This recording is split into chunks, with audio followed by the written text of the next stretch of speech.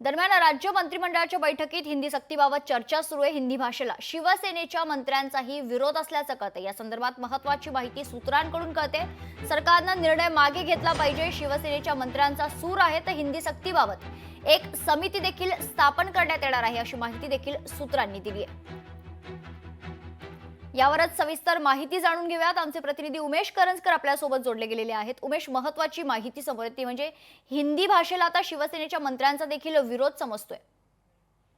आंबेडकर नक्कीच, कारण गेल्या काही दिवसापासून सातत्याने राज्य सरकारने जे त्रिभाषेचं धोरण आखलं होतं आणि त्यामुळे हिंदीची सक्ती होणार होती, याला प्रचंड विरोध होताना पाहायला मिळते। आजच उद्धव ठाकरे यांच्या शिवसेनेकडून हा जी आर जो आहे तो जाळण्यात आला।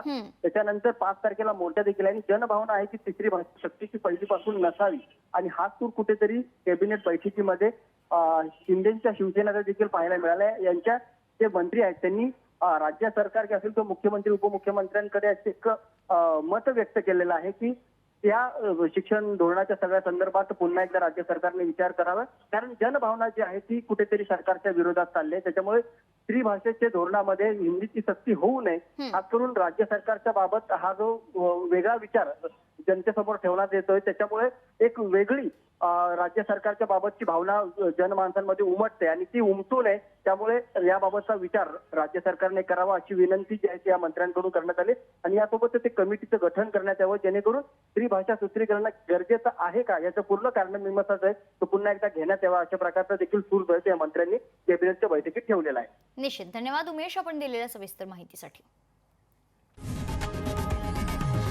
लोकशाही मराठी ऐका, पहा, जागरूक रहा।